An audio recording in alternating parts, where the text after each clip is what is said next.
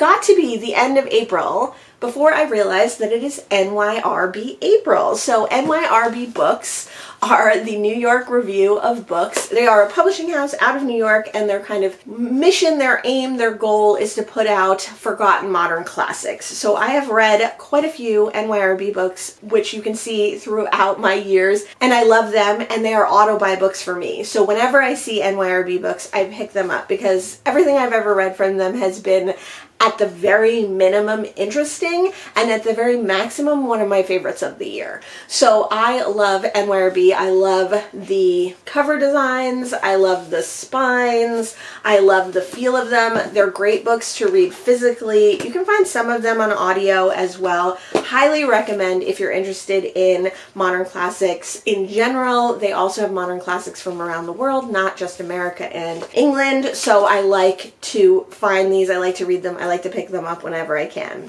NYRB April is a readathon that was started by Rick McDonnell, who coincidentally has come back to BookTube again recently. So definitely go and check out his channel down below. I will leave that listed, and I will also leave a link to the other 2 NYRB April videos that I've done. The whole point of the readathon is to read some NYRB books in April. So I like to try and do that whenever I can, but I also like to talk about all the NYRB books I have on my TBR. So we're gonna go through my NYRB books today. I have some big stacks behind me. Since I just pick up NYRB books willy-nilly, whatever they are, I don't even look at them.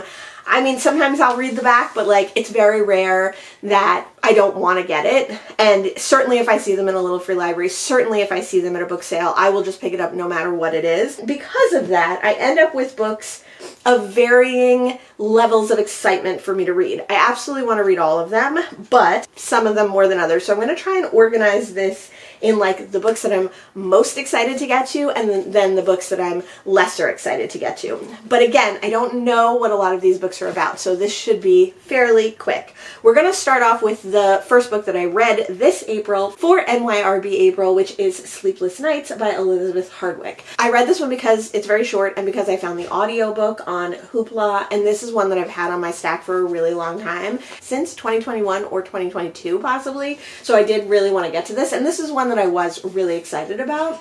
It is a stream of consciousness vignette book kind of following one woman's life during her sleepless nights. So she's just sleeplessly thinking about things and up writing little vignettes. This is autofiction, so it does tell some real instances of things that have happened to Elizabeth Hardwick, or some embellished things that happened to her in her life as well. And I really enjoyed this one. I'll keep all my NYRB books, of course, because they're so beautiful, but I could see myself rereading this one, or I could see myself diving in and out of this one once I've read more Elizabeth Hardwick, which I would like to do. The next book that I'm currently in the middle of for NYRB April is My Dog Tulip by J.R. Ackerley. This is a nonfiction, and NYRB definitely does do a lot of nonfiction, and some of my favorite books that I've read from them, like An African in Greenland, are some of my favorite NYRB books. So I was super excited to find this one in a local a little free library, and this is a journal, a discussion, and an homage, a love letter to J.R. Ackerley's dog Tulip. So I'm in the middle of this one. It is very interesting. This one was originally written in 1965. So there's definitely some ideas about dog parenting in here that are a little dated and a little strange. So you kind of have to get over that. And there is a lot of talk about like dog feces and stuff. So you kind of have to get over that. But it's obviously, like I said, a love letter to his animal and his friend. So I'm really enjoying this one so far. The next book that I'm going to talk about is Stoner by John Williams. This one has recently got a lot more buzz. It's just a cradle-to-grave story of this man named Stoner, and I've been looking for this copy for a long time, and I found one earlier this year. I do also have this NYRB copy, which is like a hardcover special edition, which I really like, and I was super excited to find, but I don't like quite as much as this one, so I do have 2 copies of this. Hopefully I like this book. This one I also found on audio. If I have time this April for one more NYRB book, Stoner's going to be it. Like I said, that one gets a lot of buzz, so you can watch a lot of people's thoughts on that one and find out more about why people love it. The next two books that I'm like most excited about and like most would want to get to if I had time are The Tenets of Moon Bloom by Edward Lewis Wallant. This is about like a caretaker at an apartment complex and all the variant tenants there, and it's supposed to be, you know, funny and wry and interesting, and I've had people suggest that I read this one, especially someone in the comments, so I definitely want to get to this one soon. And I found it around the same time that I found Lucky Jim by Kingsley Amis.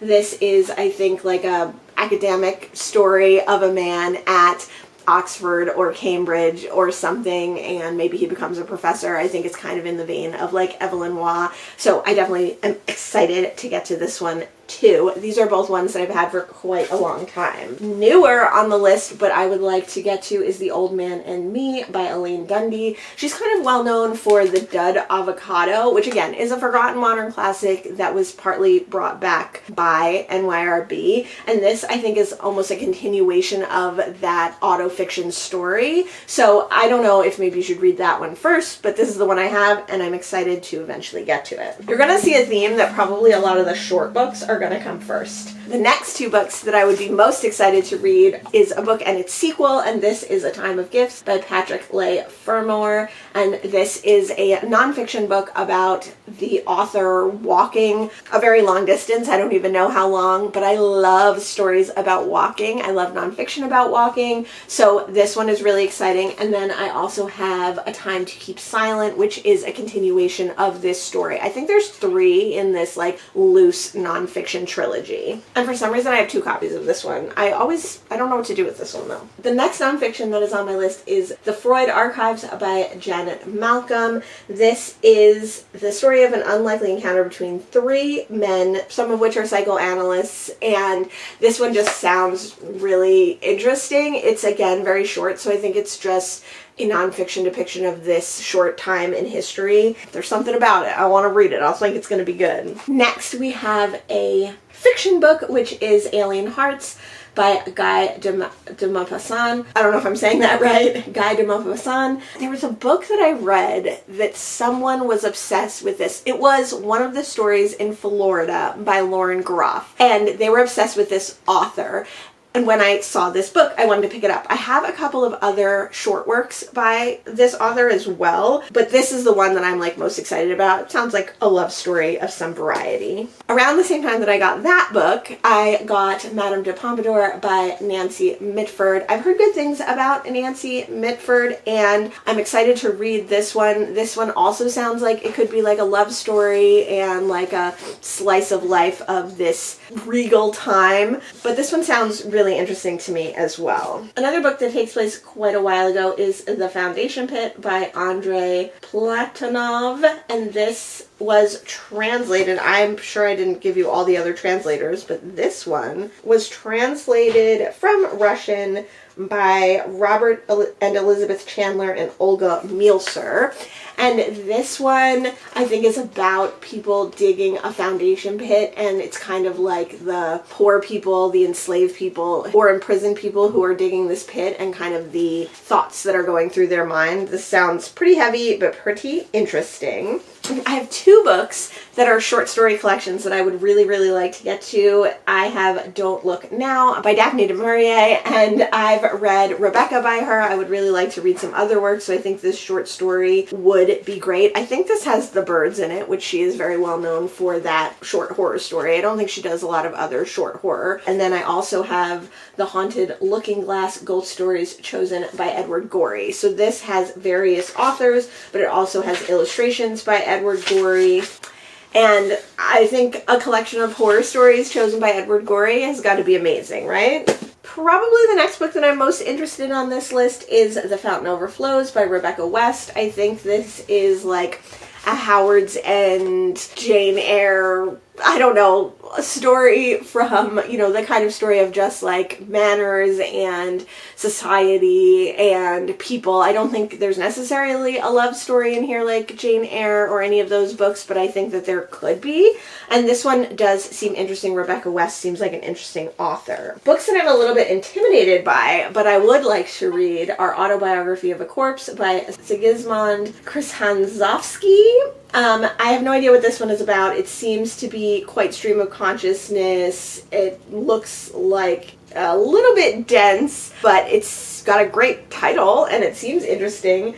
And kind of along those same lines are A Journey Around My Skull by Frigalis Carinthi. This is actually a nonfiction book, a memoir of the author about his time, like having a mental breakdown or possibly some kind of mental medical emergency. So I'm not sure if this is actually something that, you know, was psychological or was physical. This was translated from the Hungarian by Vernon Duckworth Barker. So this one sounds really interesting. It reminds me a little bit of the William Styron book, Something Darkness, like all about his mental health and his mental well-being. And so I am interested to read this, but it definitely does seem a little bit intimidating. Also on the kind of intimidating side is Memoirs of an Anti-Semite by Gregor von Razori. I believe this is like a cautionary tale. I believe this is not what it says on the tin. I think it's more of the idea that you should not be what it says on the tin.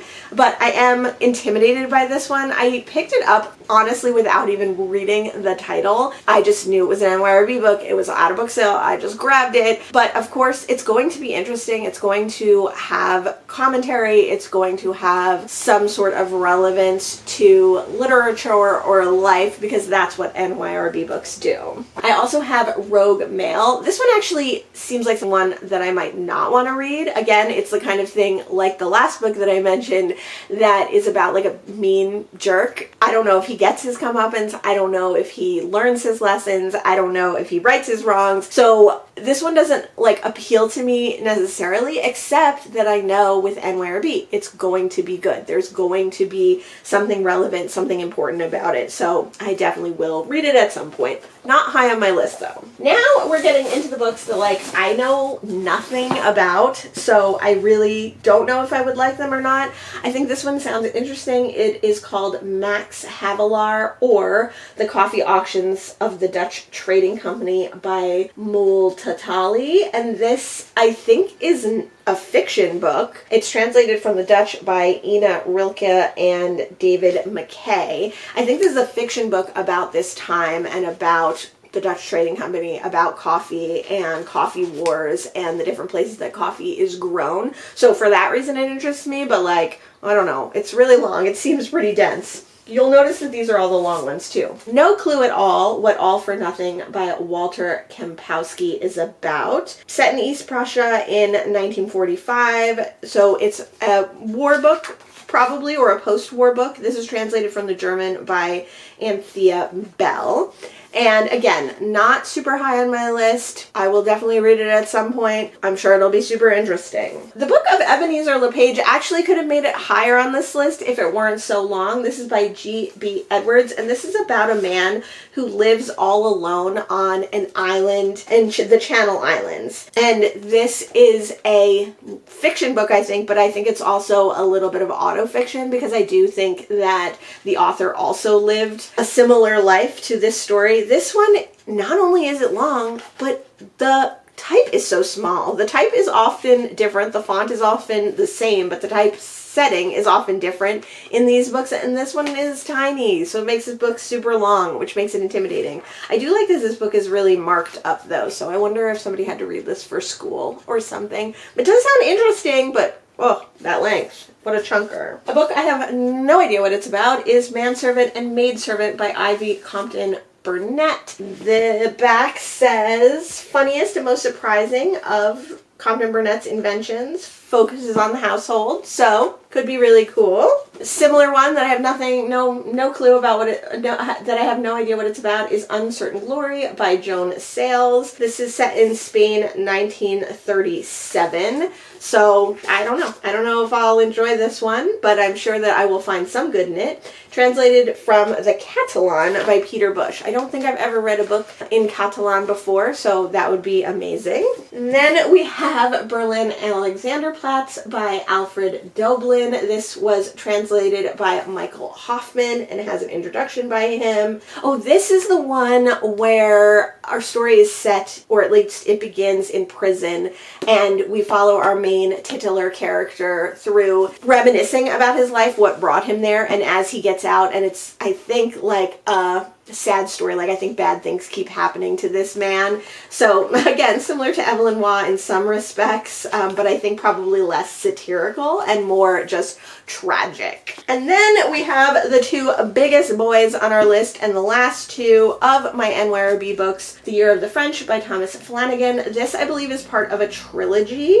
And again, oh my gosh, the font is so tiny. So this book could be way longer even than its over 500 pages. I think this is a history. I think it has something to do with the French, but I don't actually know. And then last on the list is Fortunes of War, the Levant trilogy by Olivia Manning. I've heard really good things about the Levant trilogy, but it's actually a set of 3 trilogies, and I don't know where this one book falls. I don't know if this is 3 books collected, so it's like one part of the 3 books, which make one part of the 3 trilogies. I don't know if this is one book of the 3 of one trilogy. I don't know if this is 3 books collected that make a whole trilogy of the 3 trilogy. So like, I don't know how to read this book, which is a big reason why I wouldn't pick it up right away. Also, it's super long as well. This one might be our longest one, coming in at 568 pages.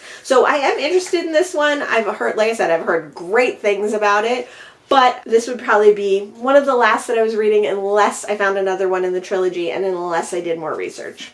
So those are all my NYRB books on my TBR currently. Let me know if you want to see another video with all the NYRB books I've already read. I have read, like I said, quite a few of them, and I could definitely do like a ranking or something, which would be fun because they would all rank highly, but I would definitely have an order for them, I'm sure. So let me know if that's something that you're interested in. Let me know if you've read any of the books that I mentioned here. Let me know if you have an NYRB book that you could recommend. Thanks so much for joining me today, and I'll see you in the next one. Bye!